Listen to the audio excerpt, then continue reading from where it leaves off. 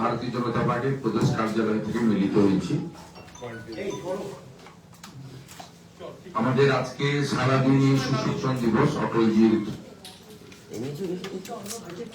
শতাব্দী জন্ম জয়ন্তী চলছে এবং সাথে সাথে তুলসী পূজন দিবসও পালিত হচ্ছে। আমাকে মাননীয় রাজ্য সভাপতি সুদীপ ভট্টাচার্য মহোদয়, রাজ্যসভার সাংসদ, তিনি এই বিষয়ে আপনাদের সামনে বক্তব্যটা রাখতে বলেছেন এবং দলের যে স্ট্যান্ডটা সেটা আপনাদের জানাতে বলেছেন। এবং আমি নিজেও কোচবিহারে মাথাভাঙ্গাতে আমাদের মাথাভাঙ্গার বিধায়ক আমাদের সুশীল বর্মন আর জেলা সভাপতি অভিজিৎ বর্মনের সঙ্গেও কথা বলে বিস্তারিত তথ্য আমরা সংগ্রহ করেছি। আমাদের মাথাভাঙ্গা বিধানসভার হাজরাহাট 1 গ্রাম পঞ্চায়েতে একটি মারাত্মক ঘটনা ঘটেছে। তাতে 2 জন মারা গেছেন। মাধব সরকার বয়স 38, যাদব সরকার বয়স 27 এবং 6 জন গুরুতর জখম হয়েছেন, যাদের মধ্যে 2 জন অত্যন্ত সিরিয়াস আছেন এবং এই হেভি ইঞ্জুরি যারা আছেন তাদেরকে ওখানে চিকিৎসা চলছে। বিষয়টা হলো, পুলিশ এই ঘটনার পর থেকেই পারিবারিক বিরোধ, গ্রাম্য বিরোধ ইত্যাদি গল্প বলার বা বলানোর চেষ্টা করলেও বাস্তবত এই দুটি যে মারা গেছেন 2 জন ভারতীয় জনতা পার্টির সক্রিয় সদস্য বা কার্যকর্তা ছিলেন এবং যারা খুন করেছে তাদের উদ্দেশ্য বা বিষয় যাই থাকুক না কেন সেটা তদন্ত সাপেক্ষ। তারা প্রত্যেকেই তৃণমূল কংগ্রেসের পরিচিত মুখ এবং গুন্ডা। এই নিজের মাধব সরকার ভারতীয় জনতা পার্টির একজন সদস্য বটে, শুধু সদস্য নয়, তিনি ওখানকার মন্ডলের যুব মোর্চার ভাইস প্রেসিডেন্ট এই মাধব সরকার। এবং ভারতীয় জনতা পার্টির যে সদস্যতা অভিযান হয়েছে, সেই সদস্যতা অভিযানে 30 সেপ্টেম্বর 2024 তিনি পার্টির মেম্বারশিপ নিয়েছেন। মেম্বারশিপ নম্বর হচ্ছে 7067615740 এবং আমাদের যে মন্ডল যুব মোর্চা রয়েছে তার তিনি সহ সভাপতি। আক্রমণকারী যারা, তাদের নাম হল জাভেদ আলী, মেজবাউল হক, মকসুদুল মিয়া, আয়ুব আলী মিয়া, ফলন সরকার, যিনি তৃণমূলের ওই এলাকার সদ্য প্রাক্তন প্রেসিডেন্ট এবং নেতৃত্ব গ্রাম স্তরে। এর বাইরেও সঞ্জয় সরকার, কমল সিকদার, ঝন্টু সিকদার সহ মোট 13 জন আক্রমণকারী 2 জনকে খুন করেছে, 6 জন হেভি ইনজুর হয়েছে। দেব সরকার, বিমল সরকার, বাবুমণি, অর্জুন সরকার, বিপ্লব সরকার, সপ্তমী সরকার এবং অতন রায়। আমরা ভারতীয় জনতা পার্টির পক্ষ থেকে এই ঘটনার তীব্র নিন্দা করছি এবং সমস্ত খুনিদের দ্রুত গ্রেপ্তার করে আইনের আওতায় আনার দাবি করছি। প্রথম সকালবেলা আমাদের স্থানীয় স্তরের নেতারা এই পরিবারগুলোর কাছে যেতে পারলেও দ্রুত পুলিশ, কয়েকশো পুলিশ র্যাব দিয়ে ওদের বাড়ি এবং গ্রামকে ঘিরে ফেলে। বর্তমানে বিকেল 3টে পর্যন্ত যে খবর আমি সংগ্রহ করেছি, ভারতীয় জনতা পার্টির স্থানীয় বিধায়ক এবং জেলা নেতৃত্বকে পরিবারের কাছে পৌঁছানোর ক্ষেত্রে পুলিশ প্রতিবন্ধকতা সৃষ্টির চেষ্টা করছে এবং পারিবারিক বিরোধ, গ্রাম্য বিরোধ বলে এই বিষয়টিকে অরাজনৈতিক খুন বা মৃত্যু বলে চালানোর চেষ্টা করছে। আমরা দায়িত্ব নিয়ে বলতে পারি, ইস্যু বা সমস্যা যাই থাকুক না কেন, এই হত্যা তৃণমূল কংগ্রেসের খুনিরা করেছে।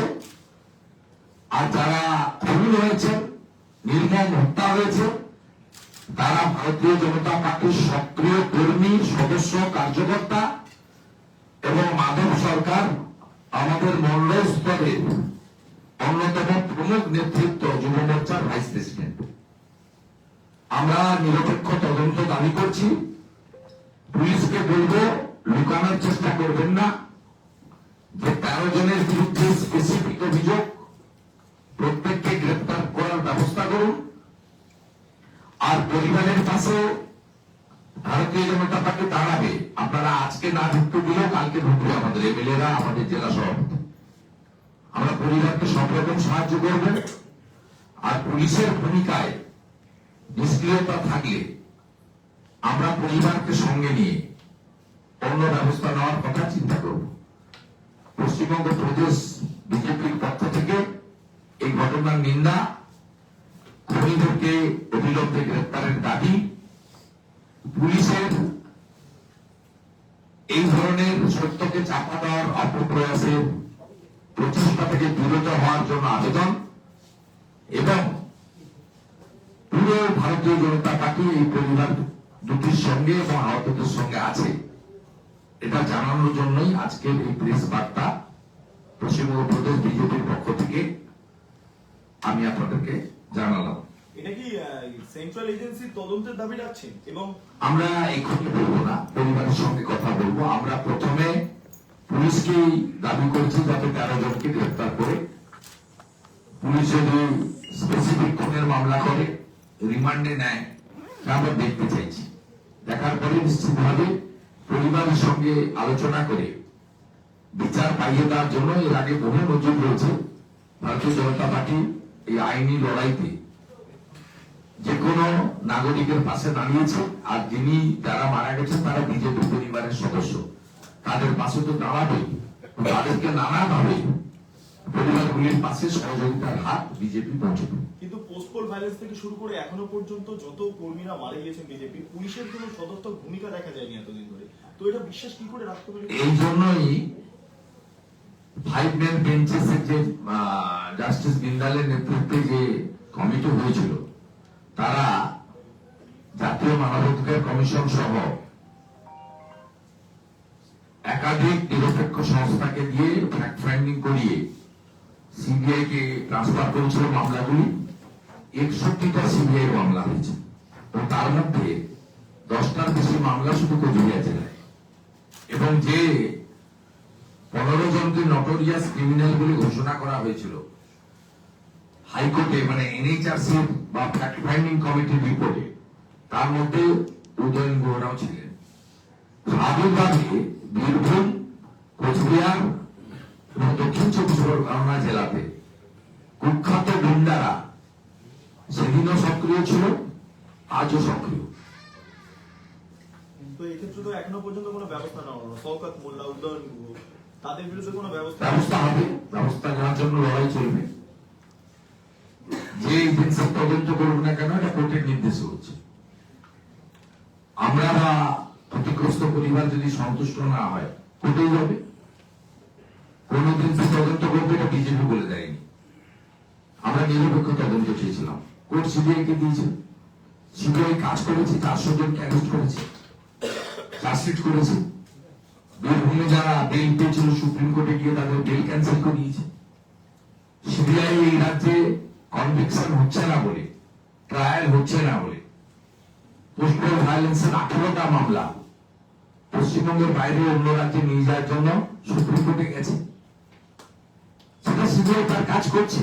তারা এখানে অনেক বাধার সামনে করছে বলে সুপ্রিম কোর্টে জানিয়েছে। আমি তাদের হয়ে বলতে পারবো না, অ্যাডভোকেসি করতে পারবো না। কিন্তু যেহেতু কোর্টে আমরা গেছিলাম, কোর্টের নির্দেশে এই তদন্ত হচ্ছে। তাই এই ধরনের খুন, অত্যাচার, ধর্ষণ এবং রাজ্যের শাসক দল বা মুখ্যমন্ত্রী তথা পুলিশের আশীর্বাদ নিয়ে তারা শাস্তি না পাওয়া, ক্রমান্বয়ে যে ঘটনাগুলি ঘটছে, এর ফলে আগামী দিনে ক্ষতিগ্রস্ত পরিবার এবং তাদের পাশে দাঁড়ানো প্রধান বিরোধী দল ভারতীয় জনতা পার্টি, প্রয়োজন হলে আমরা আদালতে যাব, কে তদন্ত করছেন বড় কথা নয়, কিন্তু এই যে খুনের রাজনীতি, এই যে সাধারণ মানুষদেরকে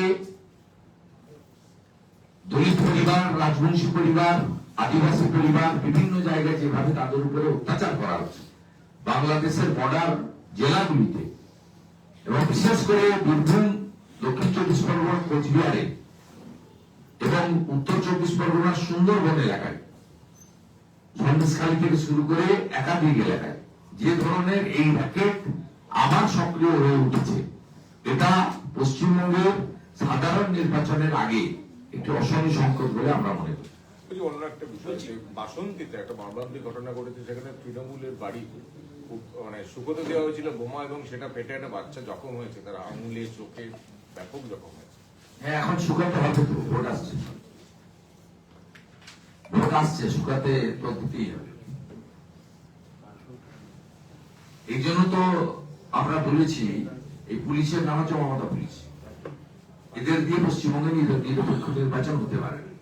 ইলেকশন কমিশন বিগত নির্বাচনগুলিতে আদি জাপ্তাব থাকার জন্য অনেক কাণ্ড করেছেন। এখন ইলেকশন কমিশন আমাদের অভিযোগগুলো প্রথমে ধর্তব্যের মধ্যে আনতেন না, এখন তারা যখন দেখলেন যে অভিযোগগুলোর অনেক বিষয় সঠিক, তারা বাধ্য হচ্ছেন, ভালোবেসে নয়। তাই আগামী দিনে পশ্চিমবঙ্গে নির্বাচন করতে গেলে পুলিশকে নিউট্রাল করতে হবে এবং পুলিশের উপর তলাকে Rajeev Kumar and company, Manoj Verma and company, এদেরকে কার্যত রাজ্য ছাড়া করতে হবে। শুধু পদ থেকে সরিয়ে রেখে সিভিল ড্রেস পরিয়ে দিয়ে, ওই যে মুখ্যমন্ত্রী বারবার বলেন না 2 মাসের জন্য ইলেকশন কমিশন, আগেও আমি পরেও আমি, এর ওষুধ বের করতে হবে। ওই election commission hearing a central government employee নিয়েছেন, তা ওষুধ যখন হচ্ছে ওষুধ তাদের বের করতে হবে এবং ওষুধ বের করানোর জন্য আওয়াজ তোলার যে কাজ, এই রাজ্যে প্রায় 40% ভোটের সমর্থন প্রাপ্ত 2,33,00,000 মানুষের আশীর্বাদ প্রাপ্ত ভারতীয় জনতা পার্টি স্বচ্ছ, পরিচ্ছন্ন, বোমা, বন্দুক, গুলি মুক্ত পশ্চিমবঙ্গের নির্বাচনের জন্য আওয়াজ তুলবে। বাসন্তীতে প্রিপারেশন চলছে, এরপরে ক্যানিং এ ছবি বেরোবে, এরপরে ভাঙর শুরু হলো বলে সন্দেশখালী তো আছেই, সঙ্গে বসিরহাট, মিনাকা, হাড়োয়া বেরোবে, কোচবিহার শুরু হয়ে গেছে, এরপরে ক্রমান্বয়ে ছড়াবে শীতলকুচি, সীতাই, দিনাটাই তো প্রতিদিনই হচ্ছে, ক্রমশ বাড়বে, কেশপুরের দিকে যাবে, গড়বেতার দিকে যাবে, পাত্রসাহের দিকে যাবে, জয়পুরের দিকে যাবে, ক্রমশ এই রোগ ছড়াবে। কারণ এরা জানে মানুষ ভোট দিতে পারলে কেউ এদের ভোট দেবে না। শুধু সনাতনী আদিবাসীরা নন, সনাতনী এবং আদিবাসীরা শুধু নন, নিচের তলায় গরিব মুসলমানরা এদের ভোট দেবে। বিসিএস অফিসারদের নিয়ে মমতা বন্দ্যোপাধ্যায় তাদের প্রলোভন দেখাচ্ছেন, এই পরিস্থিতিতে তাদের কঠিন। আমি উত্তর দিয়েছি এক্স হ্যান্ডেলে, আপনাদের চ্যানেল সেটা ভালো করে দেখিয়েছে, খুব পরিষ্কার ভাবে বলেছি WBCS দের যে লোভ দেখাচ্ছে, এই লোভে আমাদের তারা করবেন না। তো তার যুক্তি আমি লিখেছি, এখানে ট্রান্সফার এবং অন্যান্য পোস্টিং হচ্ছে আইপ্যাক এবং কে কতটা দাসত্ব স্বীকার করবেন, অপকর্ম করতে পারবেন তার উপরে। এমনকি পোস্টিং হচ্ছে ধর্ম সম্প্রদায় দেখে, পোস্টিং হচ্ছে ওবিসি ভুয়া সার্টিফিকেট ধারীদের এবং প্রকৃত মেধাযুক্ত WBCS দের কিভাবে এসডিও পোস্ট থেকে শুরু করে নানাভাবে বঞ্চিত করছেন, যে IAS অফিসাররা এই নির্দেশগুলো দিচ্ছেন তারা তো সেন্ট্রাল গভর্নমেন্টের দিয়ে এনজয় করছে, পে স্কেল এনজয় করছে। আর ডাব্লিউবিসিএস হচ্ছে West Bengal cadre, 7th pay commission হয়নি কেন? সেন্ট্রালের সঙ্গে 40% ডিএর গ্যাপ কেন? আপনি বলছেন 13 মাস বেতন দিচ্ছেন, কার্যত যদি হিসাব করে যায় আপনি অর্ধেক বেতন দিচ্ছেন। ওটা ভারতবর্ষে 7th পে কমিশন কার্যকর হয়ে 8th পে কমিশনের প্রস্তুতি চলছে, কেন্দ্রীয় সরকারও তাই করেছে। আর পশ্চিমবঙ্গে ডাব্লিউবিসিএস থেকে শুরু করে রাজ্য সরকারের সর্বস্তরের যারা কর্মচারী, শিক্ষক ইত্যাদি আছেন, পেনশনার্স আছেন, তারা 6th পে কমিশনের পরে আটকে আছেন। যে পে কমিশনের জন্য অভিরূপ সরকারের কমিটি তৈরি হয়েছিল 2015 সালে, 2019 সালে বিজেপি 18টা সিট জেতার জন্য ভয়ে, আমি তখন দায়িত্বে ছিলাম, তৃণমূলের কর্মচারী ফেডারেশন অল্প দিনের জন্য আমাকে দায়িত্ব দিয়েছিল। আমি গিয়ে মুখ্যমন্ত্রীকে বলেছিলাম আপনি অন্যায় করছেন, পোলাইটলি বলেছিলাম, আমি ওনার কলিগ ছিলাম তখন, জুনিয়র কলিগ। আমি বলেছিলাম আপনি ঠিক করছেন না, এই এরা এমনিতেই দিয়ে গ্যাপ হয়ে গেছে, তখন 50-52 দিয়ে গ্যাপ হয়ে গেছে, এবং সাথে সাথে পে কমিশন থেকে আপনি বঞ্চিত করছেন। একটা পে কমিশনের কমিটি 5 বছর ধরে এরকম করে থাকতে পারে না। তখন উনি আমাকে বলেছিলেন, এখন অস্বীকার করতে পারেন, আমি তো রেকর্ড করিনি কারণ এটা একটা এথিক্স এর প্রশ্ন, বলেছিলেন যে অভিরূপ সরকারের কমিটি রিপোর্ট দিচ্ছে না। আমি অভিরূপ সরকার মহোদয়কে বলেছিলাম, তিনিও অস্বীকার করতে পারেন কারণ ওনার বক্তব্য আমি রেকর্ড করিনি। উনি বলেছিলেন যে অর্থ দপ্তর থেকে বলা হয়েছে রিপোর্ট দিতে না।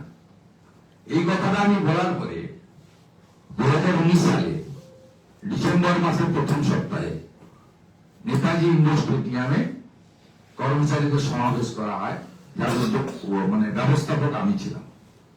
সেখানে মুখ্যমন্ত্রী ঘোষণা করেন যে 1 জানুয়ারি থেকে 6th পে কমিশনের কার্যকর করা হয়। কিন্তু সর্বনিষ্ঠা করলেন, এরিয়া দিলেন না।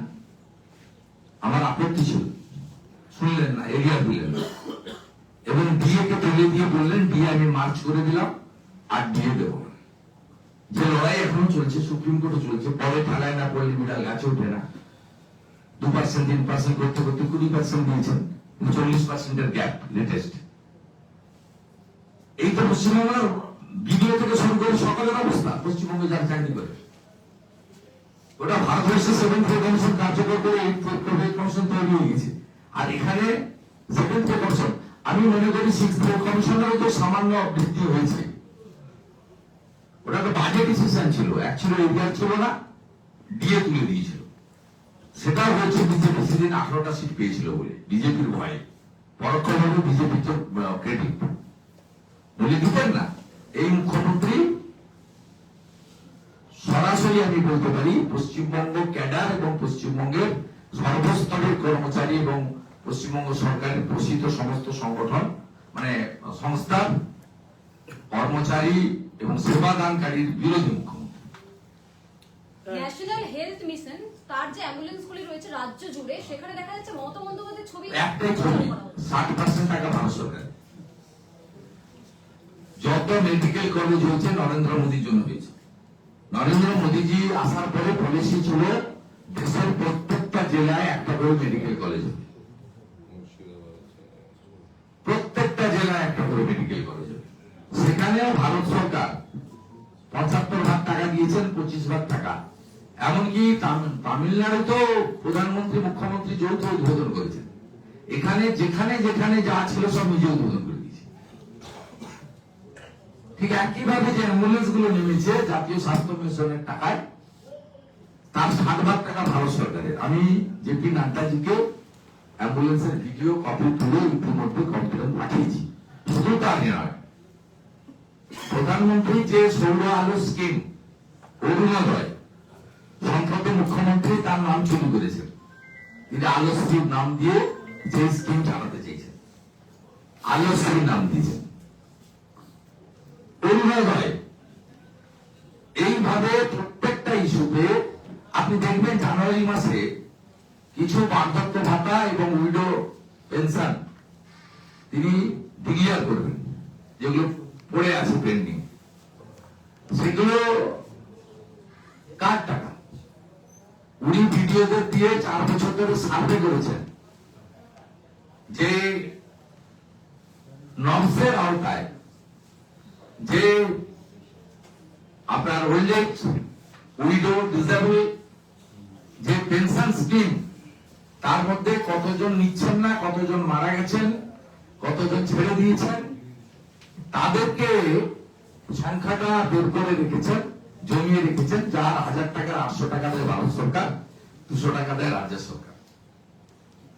অটলজি চালু করেছিলেন আপনার জন্ম জয়ন্তী, প্রথমে ছিল 400 টাকা, 100 টাকা রাজ্য দিত, 300 টাকা ভারত সরকার দিত। পরে বাড়তে বাড়তে ওটা 1000 হয়েছে, 800 টাকা দিল্লি থেকে আসে ভারত সরকারের টাকা, নট বিজেপির টাকা, আর 200 টাকা পশ্চিমবঙ্গ সরকারের টাকা, নট তৃণমূলের টাকা। আমরা কখনো বলি না যেটা মোদীজির টাকা, এটা বিজেপির টাকা, আমরা বলি না, ওরা বলে। এতে উড়িষ্যায় সম্বলপুরে এক শ্রমিকের মৃত্যু হয়েছে, মুর্শিদাবাদের তৃণমূলের তরফ যে কোনো মৃত্যু দুঃখজনক, কিন্তু যে কি অভিযোগে মৃত্যু হয়েছে জেনে বলতে হবে। তৃণমূল অভিযোগ করছে ওখানে বাংলা বলার জন্য মানে বিজেপি মিথ্যে কথা বলছে। তাহলে তো মমতা ব্যানার্জির যত ঘনিষ্ঠ লোকের সব হোটেলগুলো পুরীতে আছে, ওরা আত্মীয়গুলো আছে শুনেছি, সেই হোটেলগুলো তো আগে ভেঙে দিত, তালা লাগাতো। উনি যতই কালচারাল সেন্টারকে জগন্নাথ ধাম বলে লিখুন না কেন, মানুষ কিন্তু এখনো পুরী যায়। সবচেয়ে বেশি লোক কলকাতা থেকে যায়, দক্ষিণ কলকাতা থেকে যায়, ভবানীপুর থেকে বেশি যায় ওনার বিধানসভাতে। সবাই গিয়ে বাংলাতে কথা বলে, প্রসাদ গ্রহণ করে, বিচে ঘুরে আনন্দ করে। আপনি একটা গাড়ি নিয়ে এক্ষুনি বেরিয়ে যান, ঘন্টা 7 লাগবে। এগুলো বন্দে ভারত করে দিয়েছে, সবাই ভালো উঠে পড়বেন, 5 ঘন্টায় পৌঁছে যাবেন। আপনি দেখে আসবেন, পুরীতে অধিকাংশ বাঙালি পর্যটক তারা বাংলাতেই কথা বলছে, তাদেরকে উড়িয়ায় কথা বলতে হচ্ছে। মিথ্যার একটা লেভেল রয়েছে, সীমা আছে। আর ওখানে আদিবাসী মুখ্যমন্ত্রী আছে, মোহন মাঝি, তিনি যথেষ্ট সচেতন সংবেদনশীল মুখ্যমন্ত্রী, এই রাজ্যের মতো উন্নয়নশীল মুখ্যমন্ত্রী নয়।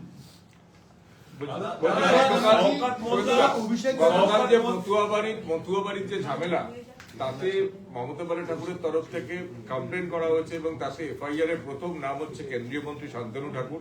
এবং মমতা ঠাকুরের ওই অভিযোগের ভিত্তিতে হামলা করতে গেছিলেন কেন? ওটা মতুয়া কোনো বিষয় নয়। তৃণমূল হামলা করতে গেছিল সাংসদ, কেন্দ্রীয় মন্ত্রী, ভারতীয় জনতা পার্টির রাজ্যের বরিষ্ঠ নেতা শান্তনু ঠাকুরের বাড়িতে। এটা মতুয়া কোনো ইস্যু নয়। আমি যদি হামলা করতে যাই, আমি হিন্দু শুভেন্দু অধিকারী, ব্রাহ্মণ বাড়ির ছেলে শুভেন্দু অধিকারী হিসেবে আমার পরিচয় হবে না, আমি হামলাকারী হিসেবে পরিচিত হব। ওখানে তৃণমূল কংগ্রেস গেছিল, তৃণমূল কংগ্রেসে বরঞ্চ প্রভু হরিচাঁদ ঠাকুর, গুরুচাঁদ ঠাকুরের পতাকা ব্যবহার করে ওই ধর্মীয় পতাকাকে অবহেলা করেছে। ওদের বিরুদ্ধে কেস হওয়া উচিত। বাড়িতে উঠানে ঢুকে পড়বেন আপনি? যা করেছে খুব কম করেছে, আর একটু বেশি করা উচিত ছিল। মাথাভাঙার একটা আপডেট আছে যে মাথাভাঙার যে জোড়া খুনের ঘটনা বললেন, তাতে গ্রেপ্তার হয়েছে তৃণমূলের বুথ সভাপতি সহ 6 জন এবং তাকে বহিষ্কার করা হয়েছে তৃণমূল। ও বহিষ্কার উঠে যাবে, ভোট এলে অভিষেক ব্যানার্জি ভোট এলে বহিষ্কার উঠে যাবে। শওকত মোল্লাকে ভাঙড়ের থেকে বলেছেন যে 2026-এ আইএসএফ কে বামনঘাটার পচা খালে ফেলতে হবে এবং এই রক্ত পিপাসুদেরকে আটকাতে হবে। আইএসএফ আমি করিনি, না, নওশাদ সিদ্দিকী। পীর সাহেবকে জিজ্ঞেস করুন, আমি আইএসএফ করি, আমি ভারতীয় জনতা পার্টি। শুভেন্দুদা, অর্জুন সিং আপনি যদি বলেন শওকত মোল্লাকে, আমি মমতা ব্যানার্জির ভাষায় বলি বোম বাঁধে বোম মারে। আমার কথা নেই তো, মমতা ব্যানার্জির। শওকত মোল্লাকে যদি সার্টিফিকেট চান বলবো বোম বাঁধে বোম মারে। সিপিএম এর পাঠশালার ভালো ছাত্র ছিল, এখন ভালো দিদিমণির আন্ডারে আছে। নতুন বোতল পুরনো মত। আর বাকি আইএসএফ কে কি বলেছে, মালের দায়িত্ব আরো।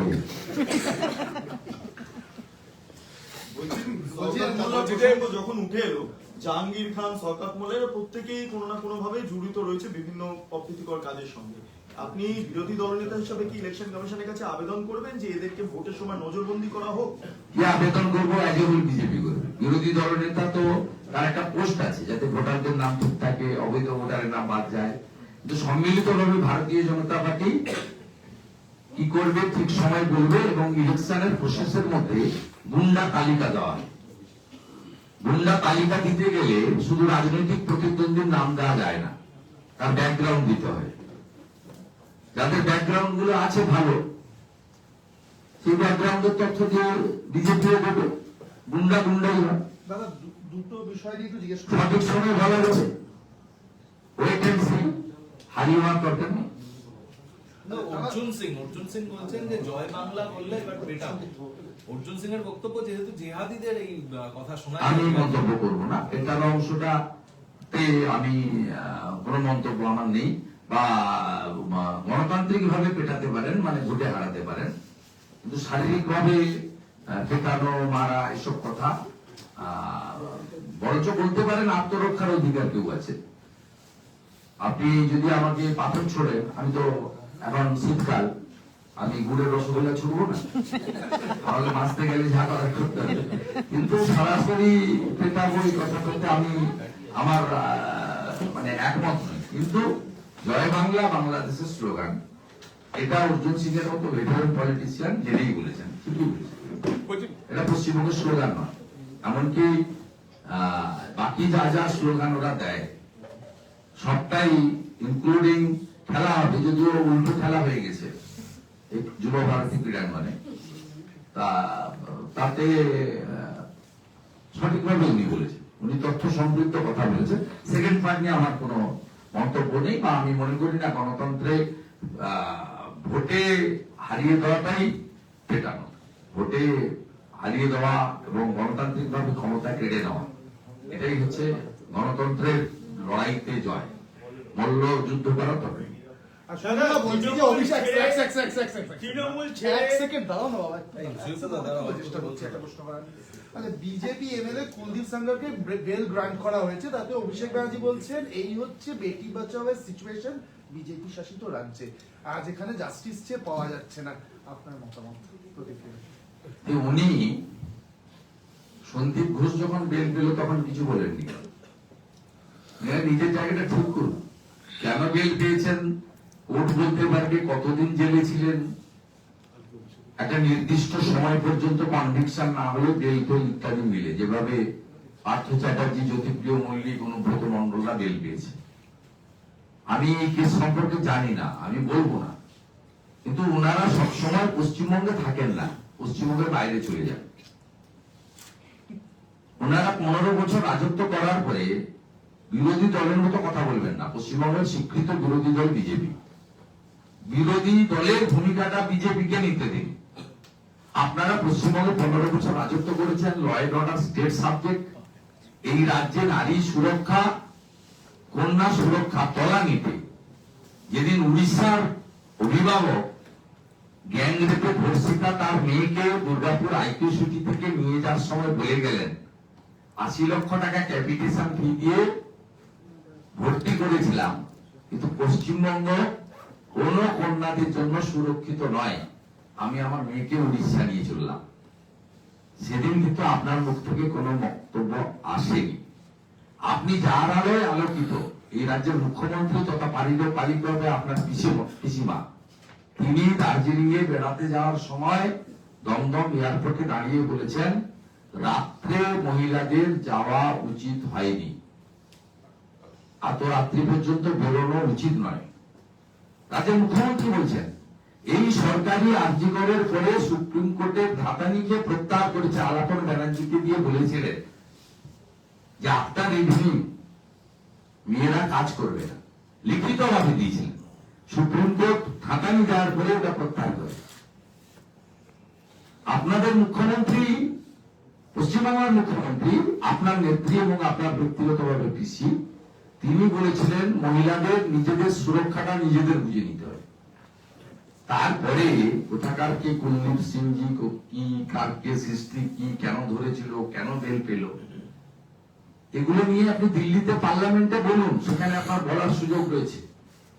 পশ্চিমবঙ্গের মাটিতে দাঁড়িয়ে কেন হাঁসখালি হয়, কেন ময়নাগুড়ি হয়, কেন আপনার নেত্রী বলেছিলেন ফুল পেতে 40,000, হাফ পেতে 20,000, কেন আপনার নেত্রী বাংলার মুখ্যমন্ত্রী বেহালায় দাঁড়িয়ে বলেছিলেন ওর বাবা মা তো চাইলে আমি 10 লাখ দিতেই পারি, আপনার নেত্রী বাংলার মুখ্যমন্ত্রী বলেছিলেন হাঁসখালিতে লাভ উঠে আসে, কনভিকশন হয়েছে তৃণমূলের নেতার উপপ্রধানের বেটা,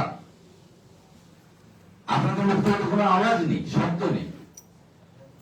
অতএব 15 বছর রাজত্ব করার পরে অনেক সময়, 1.5 দশক জবাবদিহি করার সময়, অভিযোগ করার সময় নয়। অভিযোগ করার কাজটা ভারতীয় জনতা পার্টির এবং বিরোধী দলনেতা, সেই কাজটা আমরা করছি, আপনাদের চোখে আঙুল দিয়ে দেখাচ্ছি। এই জন্য অনেক জায়গায় এখন আপনাদের পিছাতে হয়েছে, ব্যাকট্র্যাক করতে হয়েছে, আপনাদের পিছিয়ে যেতে হচ্ছে অনেক ইস্যুতে। যে কাজটা আমাদের করতে দেন না, আমরা করছি সিনসিয়ারলি। লাস্ট 5 বছরের কিছু কম সময় ভারতীয় জনতা পার্টি অপোজিশন কাকে বলে এটা পশ্চিমবঙ্গের মাটিতে আমরা দেখিয়েছি। যে অপোজিশন 11 সালের পর থেকে সিপিএম বা 16 সাল থেকে কংগ্রেস দেখাতে পারে। তারা তৃণমূল ছেড়ে হুমায়ুনের দল ভারতীয় জনতা উন্নয়ন পার্টিদের মুখপাত্র পদে যোগ দিলেন অভিনেতা শোয়েব আহমেদ কবির। তার ব্যাকগ্রাউন্ড হচ্ছে তিনি তৃণমূল যুব সংগঠনের এক্সিকিউটিভ কমিটির সদস্য ছিলেন এবং সায়নী ঘোষের ঘনিষ্ঠ, তিনি তাকে সিনেমায় নিয়ে এসেছিলেন। এরকম একজন ব্যক্তি তৃণমূল ছেড়ে হুমায়ুনের দলে, সম্ভবত উনি মুসলিম যুবক, তাই তো? স্বাভাবিকভাবে উনি ওনার যে পথটা বেছে নিয়েছেন, আমি অনেক আগেই বলেছি যে ইউপি আমার কাছে জামাত। স্বাভাবিকভাবে মুসলিম যুবক মনে করেছে যে আমার ধর্ম রক্ষা করার লড়াই, বা যে ভাষায় হুমায়ুন কবির বলছে 90টা জিতাবো, সরকার কে করবে আমরা মুসলমানরা ঠিক করব, সেই লাইনে উনি হেঁটেছেন। এটা আমার পার্সোনাল অবজারভেশন। বাকি তৃণমূল থেকে কে গেল তার পার্টি বলতে পারবে, আমি বলতে পারবো না। অন্য দলের তো আমি নিইনি, কিন্তু যেহেতু উনি একজন মুসলিম যুবক, ওনাকে যথাযথ সম্মান রেখে বলি। হুমায়ুন কবিরের দলের আইডিওলজি যা, সেটা হচ্ছে বাংলাদেশের জামাতিদের যে আইডিওলজির মতো সমান। স্বাভাবিকভাবে তিনি মনে করেছেন যে বিতর্কিত ধাঁচা সুপ্রিম কোর্টের নির্দেশে সরিয়ে দেওয়া হয়েছিল, রাম মন্দির হয়েছে, সেই বিতর্কিত নামের একটি ধর্মীয় প্রতিষ্ঠান হুমায়ুন কবির তৈরি করছে। এবং হুমায়ুন কবির বলছে যে আমার হাতে, মুসলমানের হাতে লাটাইটা থাকবে, আমরা ঠিক করে দেবো মুখ্যমন্ত্রী কে হবে,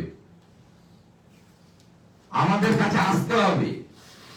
মানে ওনারা চাইছেন যে ওনাদের সমর্থনে মমতা ব্যানার্জি মুখ্যমন্ত্রী হবে, অথবা তৃণমূল কংগ্রেস ওনাদের সমর্থন করবেন। হয় হুমায়ুন কবিররা মুখ্যমন্ত্রী হবে মুসলিম, যে তৃণমূল কম সিট পায় ওনাদের থেকে, তাহলে তৃণমূল হবে ডেপুটি সিএম, অথবা যদি এরা কম পায় এরা ডেপুটি সিএম হবে এবং মমতা ব্যানার্জি বা তার ভাইপো বা কেউ, বা অন্য কেউ তো নেই, দুজনই আছে, চেয়ারম্যান অথবা এমডি যে কেউ হবে মুখ্যমন্ত্রী। তাই ওই ভাইয়ের লাইন একদম মুসলিম স্বার্থ রক্ষা করা এবং নিজের ধর্মকে আলোকিত করার লাইন, এটা রাজনৈতিক লাইন নয়। তো সেই লাইনে তিনি হেঁটেছেন। এবার আমার এটা পার্সোনাল অবজারভেশন।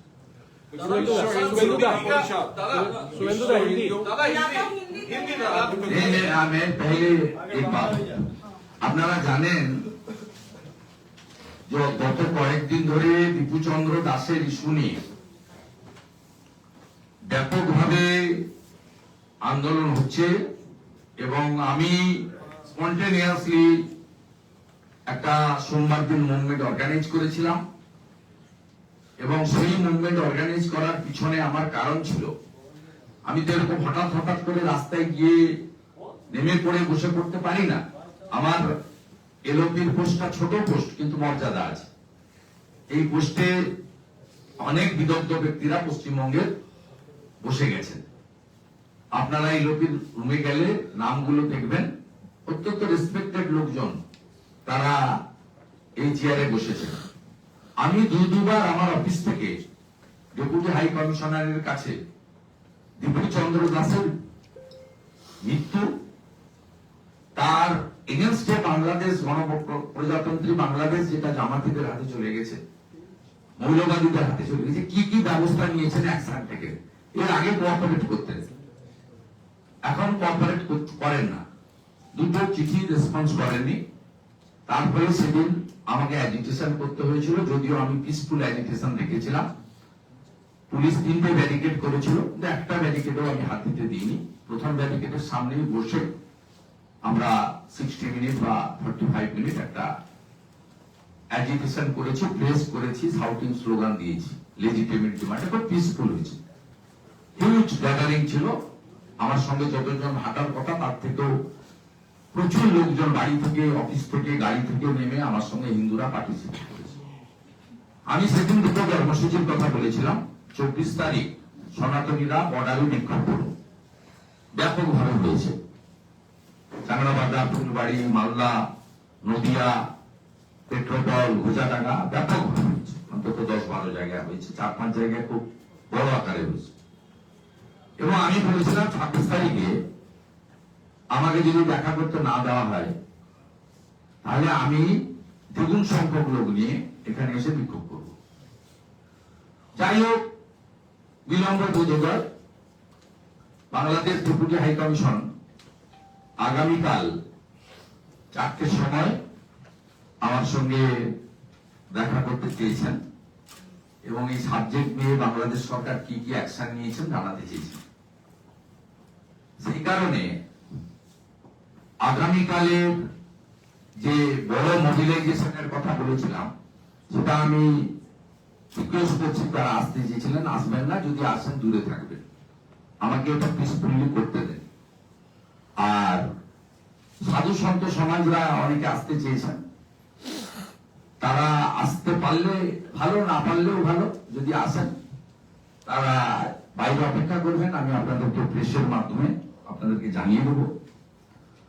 ওনারা, আমি বলেছিলাম আমার একটা ডেলিগেশন নিয়ে যেতে চাই, ওনারা আমি সহ 5 জনকে চেয়েছেন। আমি 5টা নাম পাঠিয়েছিলাম, ওরা অ্যাকসেপ্ট করেছেন। শ্রীমৎ স্বামী মহাকাল গিরিজি, শ্রীমৎ স্বামী সঞ্জয় শাস্ত্রীজি, শ্রীমৎ স্বামী সর্বানন্দ অবধূতজি, শ্রীমৎ স্বামী শঙ্কর হিলাজি, কৃষ্ণা মাতাজি। এই 5 জন সাধু সমাজ তথা হিন্দু সমাজের প্রতিনিধি এবং বিজেপির পক্ষে বিরোধী দলনেতা। আমি আগামীকাল 4টের সময় ওনারা টাইম দিয়েছেন, মিট করব। ওরা আমাদেরকে ব্রিফ জানাবেন বলেছেন যে দীপু চন্দ্র দাসের ক্ষেত্রে তারা কি অ্যাকশন নিয়েছেন, লিগেল অ্যাকশন, ক্রিমিনালদের বিরুদ্ধে কি অ্যাকশন, এবং ওই পরিবারকে কম্পেনসেশন ব্যাপারেও কি করেছেন বলে। গতকাল আমি দীপু চন্দ্র দাসের পরিবারের সঙ্গে ভিডিও কল করে কথা বলেছি, ওনার বাবার সঙ্গে অনুমতি নিয়ে ময়মনসিংহে। আমি যখন সাগর যাচ্ছিলাম সেই সময়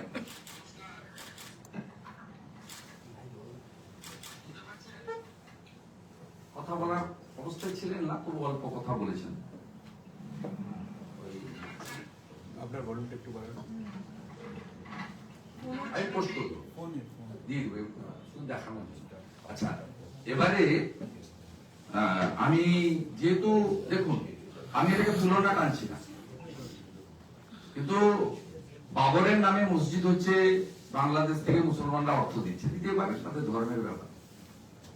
আমাদের রাম মন্দির হয়েছে, ওটা পৃথিবীর হিন্দুরা নিয়ে দিয়েছে, এটা আমার আপত্তি নেই। কিন্তু আমরাও হিন্দুরা দীপু দাসের পরিবারের পাশে, আপনারা জানেন 250 টাকার মোবাইল ব্যবহার,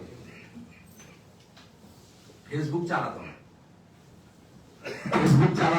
250 টাকার মোবাইল ব্যবহার করতো, যে মোবাইলে কোনো পোস্ট করা সম্ভব নয়, কোনো সোশ্যাল মিডিয়া, হোয়াটসঅ্যাপ কিছু করা সম্ভব নয়। ভাবতে পারেন একটা মিথ্যা ওই প্রমোশন নিয়ে প্রতিহিংসা পরায়ণতা হয়ে তাকে উত্তেজিত করল, এবং এই ধরনের আইনের রক্ষককে ভক্ষক হতে পারে। পশ্চিমবঙ্গে আমরা দেখছি, ওখানেও দেখছি, লকআপ থেকে তুলে দিল পুলিশ হাতে, তারপরে গণপিটুনি, আদমরা এবং ভ্যান্ত জ্বালানো এবং পুরো উলঙ্গ করে, ন্যাকেট করে। এবারে আমরা ওদের পাশে দাঁড়াতে চাই। আজকে দীপুর আপনার ভাই, দীপু দাসের ভাই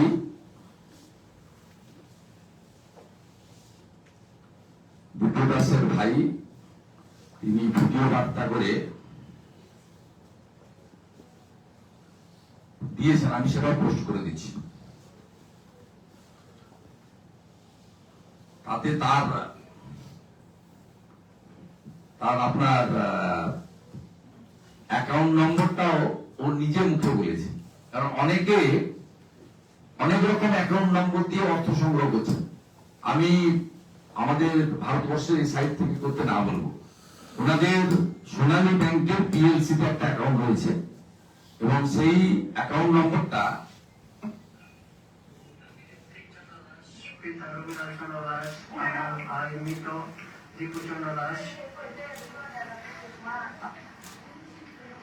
আমাদের বিকাশ নগদ ও নগদ নাম্বার হল 010130168561110।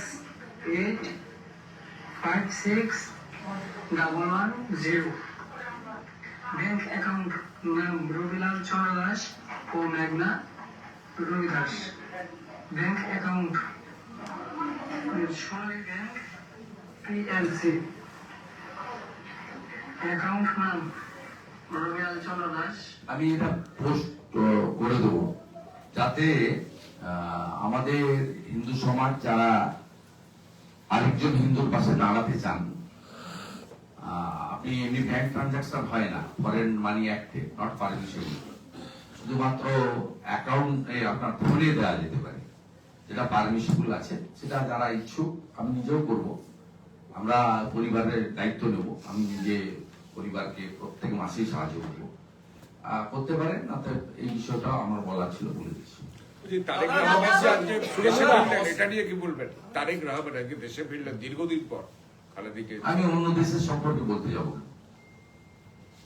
বিএনপি তারা একটা স্বীকৃত রাজনৈতিক দল, মুক্তিযুদ্ধে তাদের অবদান ছিল।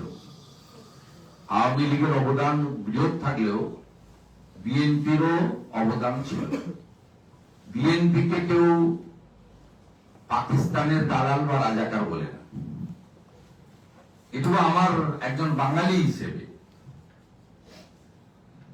এবং আমার মানে যেহেতু এবঙ্গ ভঙ্গ, আমার রাজনৈতিক তথ্যের উপরে আমি বলতে পারি। বাকি উনি কেন এলেন, কিভাবে এলেন, তাকে কেন অনুমতি দিল, কি ব্যাপার, এটা অন্য রাজ্যের বিষয়। ভারতবর্ষের পররাষ্ট্র দপ্তরে রিয়াক্ট করা উচিত, এটা আমার কাজ নয়, আমার অধিকারের বাইরে। লাস্ট একটা হচ্ছে অসমের নলবাড়িতে, অসমের নলবাড়িতে ক্রিসমাসের উপহার সামগ্রী নিয়ে বিজেপির বজরং দলের বাড়িতে অভিযোগ করেছে, ওটা ভেঙে দেওয়া হয়েছে, পুড়িয়ে দেওয়া হয়েছে। তৃণমূল তরফে অভিযোগ করা হচ্ছে অসমের নলবাড়ি। অসমে ভারতীয় জনতা পার্টির স্পোক্সপারসন আছে বলবেন। আপনারা সবসময় অসমে, উত্তরপ্রদেশে, রাজস্থানে চলে যাচ্ছেন কেন? বাংলায় আসুন না। আপনারা জানতে চান না কাকদ্বীপে সূর্যনগরে মা কালীকে পিছন ভ্যানে তুললো কেন? সে উত্তর তো পাইনি। ফুলকিতে বজরংবলীর মাথা কাটা হলো, সে উত্তর পাইনি। আমরা উত্তর পাইনি। মন্দির বাজারে 5টা জগদ্ধাত্রী মায়ের মূর্তি ভাঙা হয়েছিল, আমরা সে উত্তর পাইনি। তৃণমূলকে বলবো বাংলাতেই থাকুন, আঞ্চলিক দল। ওখানে আপনাদের কে একজন আছে, সন্তোষ মোহন দেবের কন্যা, তাকে বলুন ওখানে এই বিষয়টা নিয়ে যদি কিছু 2-4টে লোক থাকে।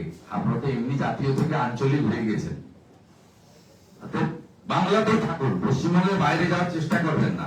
গেছিলেন গোয়াতে, হেরে এসেছেন। গেছিলেন ত্রিপুরাতে, নোটার নিচে ভোট পেয়েছেন।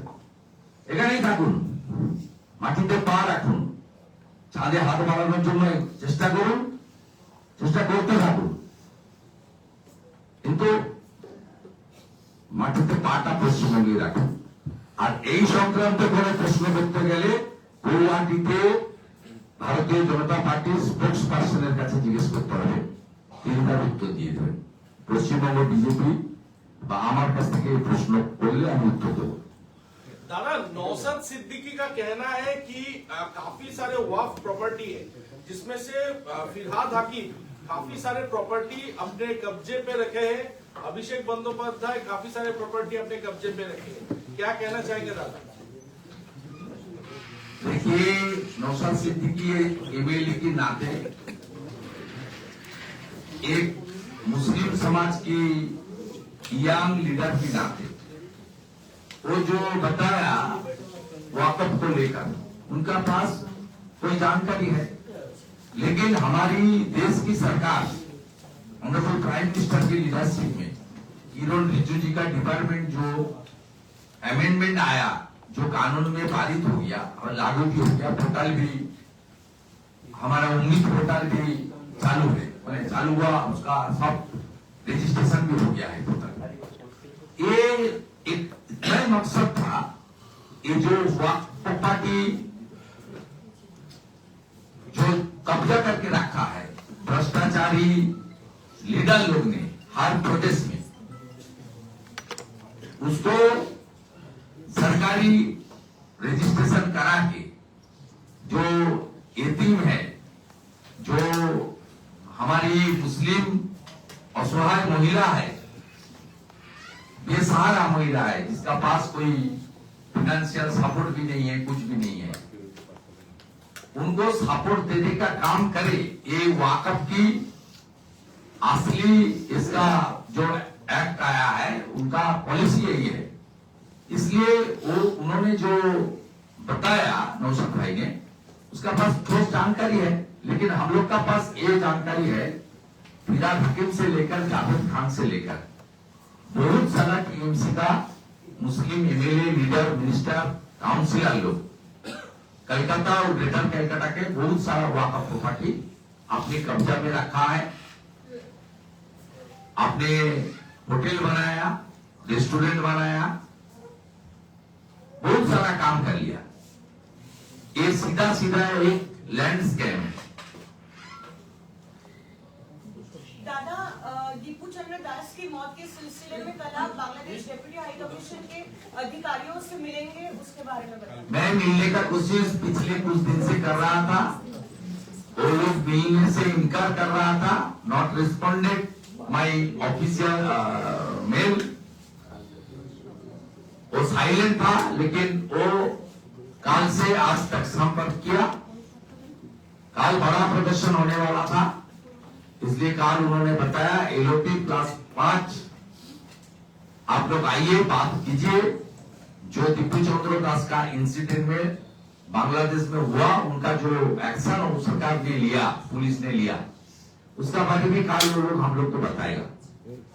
इसलिए काल मैं और 5 संत महाराज पश्चिम बंगाल में जो सनातनी के लिए काम कर रहा है, श्रीमद स्वामी महाकाल गिरी जी, श्रीमद स्वामी संजय शास्त्री जी, श्रीमद स्वामी सर्वानंद अवधूत जी, श्रीमद स्वामी शंकर हेला जी, कृष्णा माता जी, ये 5 संत हमारे मेरे साथ रहे।